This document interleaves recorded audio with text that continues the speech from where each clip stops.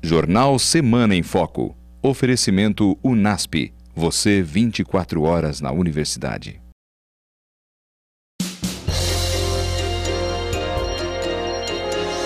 Aumento do salário mínimo ainda é discutido dentro do PT.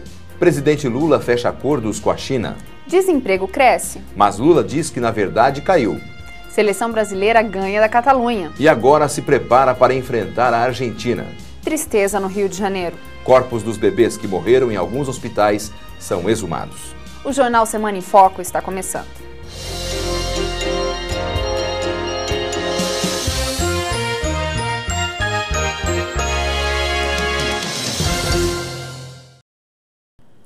Na última segunda-feira, a Executiva Nacional do PT decidiu apoiar o novo salário mínimo. O apoio vai ser dado pela bancada do partido na Câmara e no Senado a favor da medida que fixa o salário mínimo em R$ 260.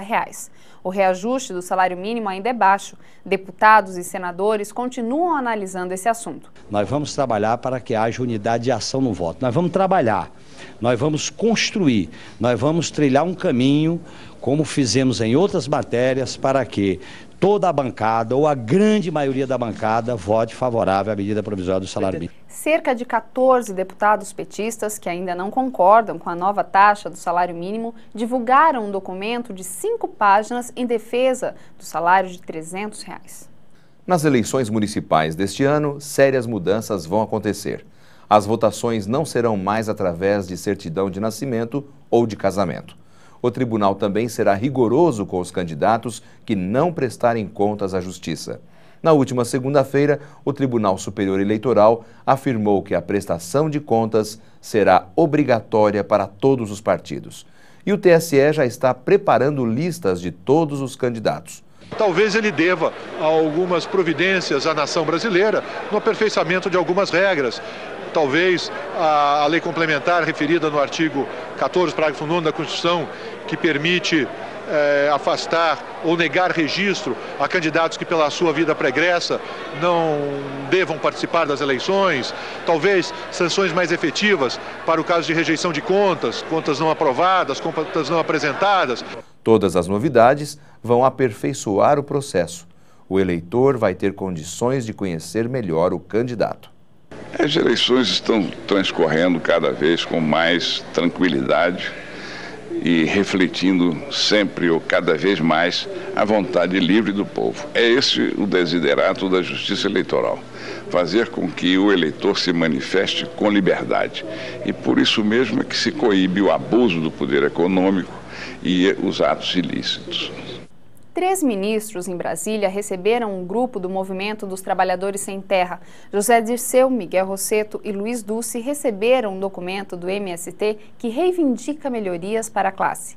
O ministro do Desenvolvimento Agrário, Miguel Rosseto, disse que o governo está somando forças para ter mais qualidade na reforma agrária. Nós estamos buscando eficiência junto às nossas superintendências, estamos com uma agenda que objetivamente busca valorizar os nossos servidores, estamos com uma agenda envolvendo os organismos estaduais, todos os órgãos federais, de tal forma que nós possamos ter cada vez mais potência e qualidade na construção de um programa de reforma agrária, que é um programa de governo.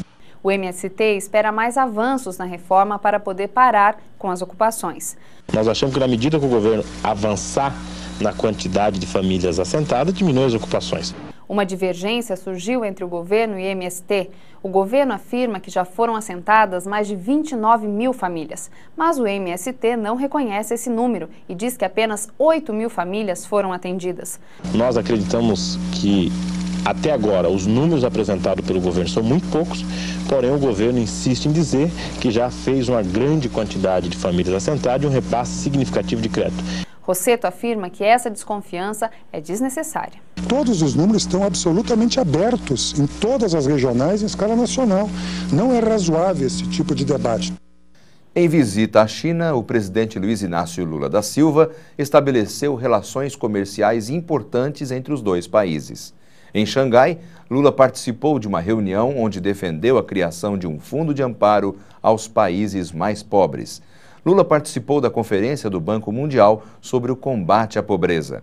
Durante palestra, o presidente brasileiro voltou a defender a criação de um fundo de combate à fome.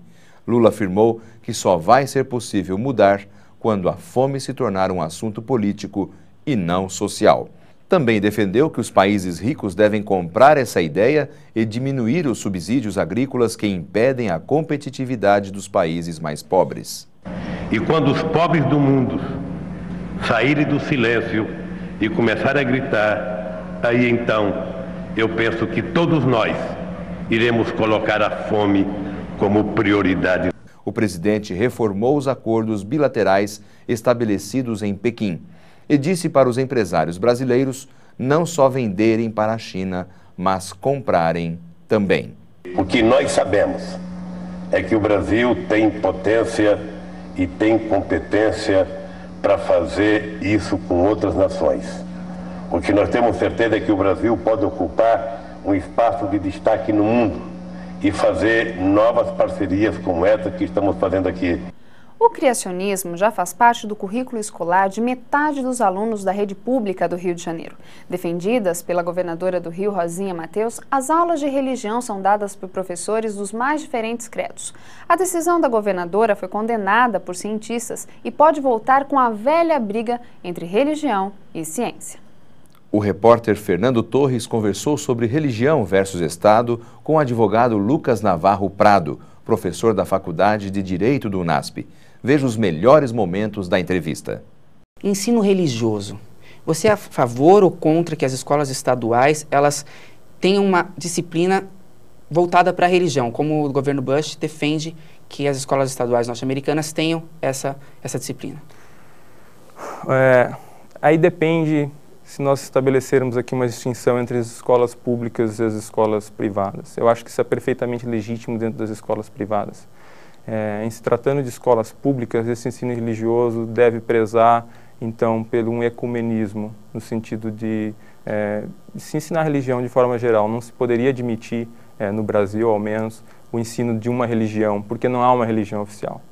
Então, qual seria a religião a ser ensinada no ensino religioso? Seria o catolicismo, seria algumas denominações protestantes, seria o judaísmo. Quer dizer, nós temos uma larga diversidade social em termos de religião, e o que me parece indicar para uma situação de impossibilidade de definir um credo que deva ser ensinado nessa matéria. Nós tivemos aí um caso no Rio de Janeiro, né, o governador Garotinho, e houve um certo embate, né, porque aí seria organizado os católicos e os protestantes que organizariam os ensinos religiosos. Mas como ficam, por exemplo, os islâmicos, os judeus, que também têm acesso às nossas escolas? Quais seriam as implicações da ligação entre Estado e religião? Então, Estado e religião não podem ter ligações. A verdade é essa. Isso ficou muito bem definido aí dentro da história americana, né? Os americanos, o próprio Estados Unidos se formou, os Pilgrims, quando vieram, né, da Inglaterra, fugindo dessa opressão estatal. Muita gente morreu, muito sangue foi derramado por causa dessa aliança entre Estado e Igreja, e a religião continua criando problemas em estados teocráticos. Então, eu entendo que essa ligação é absolutamente perversa e não pode ser aceita de forma alguma nos estados modernos, para garantir a democracia, para garantir a liberdade e os direitos humanos de todas as pessoas. Este é um assunto polêmico que mobilizou o cenário científico e político no país. O comentário é de Ruben Holdorf. Eu imaginava que Arnaldo Jabbour fosse um libertário, alguém com visão suficiente para desancar as ações do governo norte-americano e criticar sem medo o Partido dos Trabalhadores.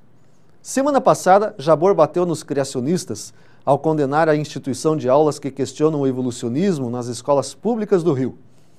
Ele, que fala tanto em liberdade de expressão, revelou não respeitar a liberdade de consciência das pessoas. Chamou os criacionistas de medievais e atrasados.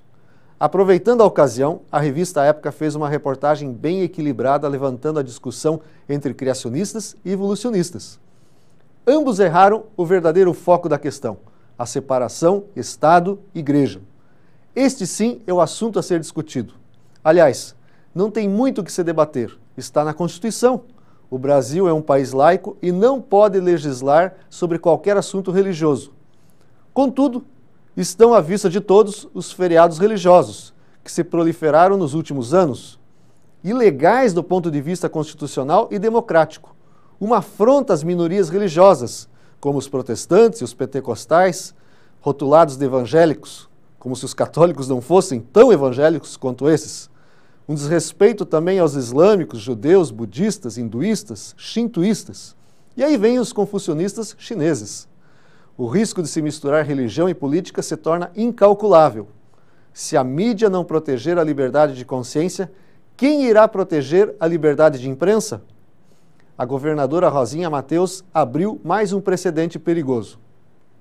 E veja a seguir: desemprego bate recorde no país. E acompanhe também as notícias do esporte. Voltamos em 1 minuto.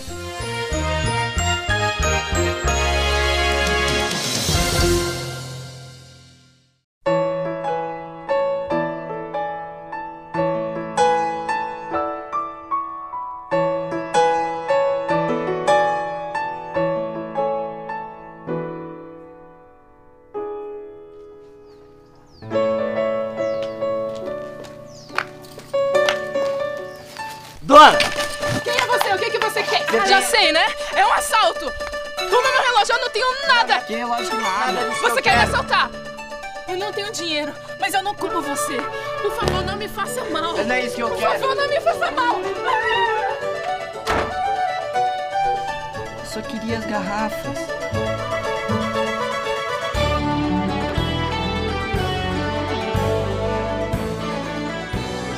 O que aconteceu ali? Ah, cara, sei lá. Você viu? A mulher é mó neurótica, nada a ver. Ela só foi pedir umas garrafas e ela ficou achando que eu tava querendo assaltar. Sei lá, ficou toda nervosa.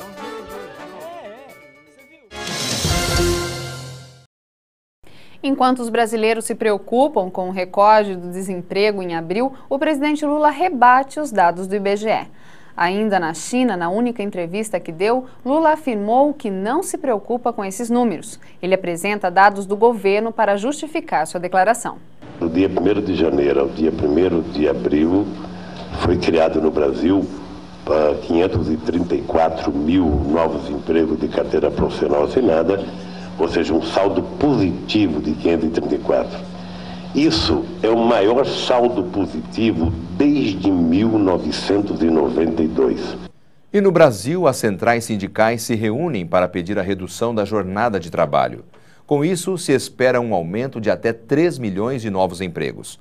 As principais centrais sindicais do país se reuniram nesta semana para pedir ao governo uma lei que reduza 4 horas na jornada semanal de trabalho. O assunto voltou à tona depois do anúncio do recorde no desemprego no mês de abril. E o próprio ministro do Trabalho, Ricardo Berzoini, admitiu que essa pode ser uma saída para a criação de novas vagas. A última lei sobre o assunto foi em 1988 e reduziu a jornada de 46 para 44 horas semanais. Os sindicalistas querem que essa jornada seja de 40 horas. Os sindicatos hoje existem vários acordos coletivos que nós conseguimos reduzir de 44 para 40 horas. Então a experiência da luta dos sindicatos vai influenciar também na votação da Câmara Federal. Nós estamos fazendo toda pressão, abaixo dos assinados, negociações coletivas, e as centrais sindicais estão unidas para que a votação seja o mais rápido possível, até para que haja uma queda do desemprego. As 6 principais centrais sindicais do país estão fazendo um abaixo-assinado e esperam 1 milhão de assinaturas. Eles garantem que é possível a criação de 1.800.000 novas vagas. Mas a Central Única dos Trabalhadores, a CUT, acredita que esse número pode chegar a 3 milhões. É importante lançar mão de projetos ligados à habitação. Então, eu defendo que tiramos parte do patrimônio líquido do Fundo de Garantia para financiar casas para trabalhadores, para famílias de baixa renda. E também achamos que deve ser lançado contratações emergenciais, particularmente nos grandes centros, por parte do governo federal, por parte do governo dos estados. Com o aumento de desempregados, cresce a exigência de qualificações para o mercado de trabalho. E isso é acentuado com os jovens que estão à procura do primeiro emprego. Muitas empresas levam em conta até as habilidades de relacionamento do candidato na hora de contratar. Segundo o Ministério do Trabalho e Emprego, o nível de desocupação entre homens e mulheres de 16 a 24 anos é de 45% do total de desempregados do país. São pelo menos 3,5 milhões de jovens sem acesso ao mercado de trabalho. E, para tentar amenizar o problema, o governo lançou em outubro do ano passado um programa nacional de estímulo ao primeiro emprego. Além dos documentos básicos, são necessários alguns conhecimentos específicos e generalizados. Não saber informática, por exemplo, pode desclassificar o candidato antes mesmo da entrevista. Outro fator importante para as empresas é se o candidato mora perto do local de trabalho. Quando se há necessidade de fazer uma hora extra, quem mora mais próximo tem mais condições de fazer. Quem demora mais que 45 minutos, uma hora para chegar até o emprego, ela vai demorar esse período ou até mais para retornar até a sua casa. Então a hora extra para essa pessoa é muito mais difícil. E agora o esporte. A segurança durante os Jogos Olímpicos foi o principal assunto em Atenas esta semana. O presidente do Comitê Olímpico Internacional, Jacques Roger, garantiu que esta edição das Olimpíadas será a melhor de todas. O plano operacional de segurança será iniciado dia 1º de julho. A Grécia formou um conselho de especialistas internacionais para garantir toda a segurança durante o evento. O orçamento previsto para a segurança é de 2,5 bilhões de reais, além da contratação de 50 mil seguranças. O investimento é 3 vezes maior do que o que foi gasto em Sydney há 4 anos. A reportagem especial de hoje sobre as Olimpíadas mostra a preparação da equipe de remo. Remar, remar e remar. Assim se prepara a seleção brasileira de canoagem para os Jogos Olímpicos de Atenas. O Brasil conquistou vaga nas modalidades K1 e K2 nos 500 metros e K1 e K2 nos 1.000 metros. Ao total, apenas 2 atletas devem compor a delegação brasileira que vai às Olimpíadas. São eles Sebastian Quatrin e Sebastian Zubik. As vagas foram conquistadas no pré-olímpico, realizado entre abril e maio, em Curitiba. Na modalidade slalom, o Brasil teve sua chance na Copa do Mundo da Grécia. Como não se classificou, a conquista da vaga só será possível pelo ranking mundial, em que os 10 melhores do masculino e os 4 primeiros do feminino se classificam. Na semana que vem, você confere os preparativos de Robert Scheid e o iatismo brasileiro. Depois do 0-0 com a França, a seleção brasileira goleou a seleção da Catalunha por 5-2. A partida foi no estádio Camp Nou, em Barcelona, na Espanha. Desde a volta do treinador Carlos Alberto Parreira, foi o melhor resultado da equipe. Apesar das deficiências do adversário, o jogo serviu para Parreira observar a equipe e tentar corrigir possíveis falhas. A seleção volta a campo no próximo dia 2 de junho para enfrentar a Argentina. O jogo é válido pelas eliminatórias da Copa do Mundo de 2006. A Fórmula 1 conheceu o segundo ganhador da temporada, Jarno Trulli, da Renault. Ele quebrou a sequência de 5 vitórias do alemão Michael Schumacher, da Ferrari, que abandonou a prova após errar. O Grande Prêmio de Mônaco foi conturbado. Dos 20 pilotos que iniciaram a prova, apenas 9 completaram as 77 voltas. Somando 31 pontos no ranking, o italiano Jarno Trulli venceu a prova. Em segundo lugar ficou Jenson Button, que pressionou o Trulli até o fim. O brasileiro Rubens Barrichello, da Ferrari, chegou em terceiro, seguido Pablo Montoya, da Williams, em quarto. Os brasileiros Felipe Massa e Cristiano da Mata completaram a prova em quinto e sexto lugar. O Campeonato Brasileiro de Futebol está apenas no início e a troca de técnicos já se torna uma rotina. Diferente dos clubes europeus, as equipes brasileiras costumam fazer a troca de treinadores a qualquer momento do campeonato. Só nesta temporada, a marca é de 1 técnico por rodada. Mais detalhes no comentário de Amarildo Augusto. Roberto Carlos, Ronaldinho, Beckham, Figo, Zidane e Raul. A constelação de astros contratada pelo Real Madrid custa, logicamente, alguns milhões de dólares à equipe madrilenha. Para fazer o melhor elenco do mundo funcionar como um time de futebol, a diretoria do clube espanhol contratou o técnico português Carlos Queiroz. Foi um fracasso. O time não ganhou nada na última temporada. No início da semana, o clube demitiu Queiroz e contratou o espanhol José Antônio Camacho. O que chama a atenção é que lá a troca de técnicos só aconteceu no final da temporada. E se fosse aqui no Brasil? O Campeonato Brasileiro está apenas começando. Até a 7ª rodada, na semana passada, 9 técnicos já haviam trocado de clube ou sido demitidos, atingindo a espantosa marca de mais de um treinador por rodada. A dança dos técnicos é uma grandeza. Vanderlei Luxemburgo era do Cruzeiro, foi para o Santos, que demitiu o Leão, que por sua vez assumiu o Cruzeiro. O Botafogo tinha Levi Coupe até a 2ª rodada. Depois veio o interino Luiz Matter e por fim Mauro Galvão. Coupe foi parar no Atlético do Paraná, no lugar de Júlio Pisa. O Paysandu contratou Givanildo Oliveira para o lugar de Arthur Neto. No Guarani, saiu Joel Santana e entrou Zete. O Palmeiras demitiu Jair Pisserni e tentava tirar Estevan Soares da Ponte Preta. Uma das últimas vítimas foi Oswaldo Oliveira, do Corinthians, que não resistiu à pressão da torcida. A verdade é que os amadores dirigentes brasileiros têm muito a aprender com os colegas europeus. E a maior lição é que no velho mundo, treinador só é mesmo demitido quando realmente demonstra incompetência. Bem diferente daqui, onde na maioria das vezes as demissões escondem a incompetência, mas dos próprios dirigentes. No próximo bloco, Justiça determina a exumação de corpos dos bebês no Rio. E novo antidepressivo é lançado no mercado. A gente volta já.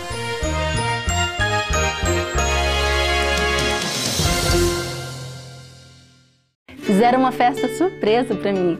Na hora que eu cheguei em casa e vi aquele bolo enorme de chocolate, as pessoas todas me esperando, principalmente a hora que ele me pediu namoro, assim, eu aceitei na hora, né? Eu nunca pensei que eu ia passar numa faculdade, mas na hora do resultado final, que eu vi meu nome lá, acho que tudo que eu tenho até agora é graças a Deus, assim, porque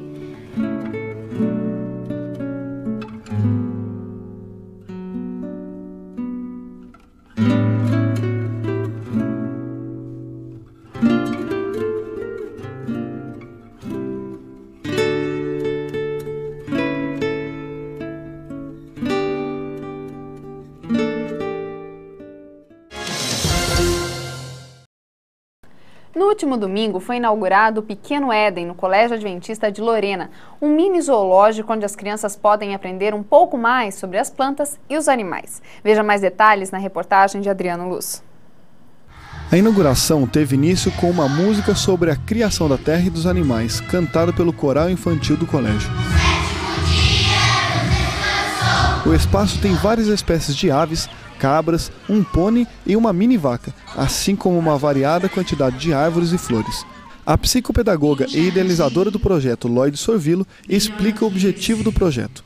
Então, o objetivo maior é não só apenas aprender, mas principalmente fazer com que os alunos reflitam sobre a importância da sua vida, o seu papel na sociedade, no meio em que ele vive e principalmente que entenda o seu papel diante do universo. Quem mais gostou da ideia foram as crianças. Eu achei muito legal ficar assim, contato com a natureza. É muito legal ficar aqui, porque tem muitos animais. As crianças vão interagir com os animais, com as plantas e assim se aproximar mais com Deus, né? Todas as escolas da cidade poderão levar seus alunos para visitar o projeto. O Pequeno Éden faz parte do projeto Cidadania, que pretende integrar a pessoa com a família, a sociedade e a escola, e pode servir de modelo para outras instituições de ensino. São projetos como esse que fazem o diferencial da educação adventista. Adriano Luz, para o Semana em Foco.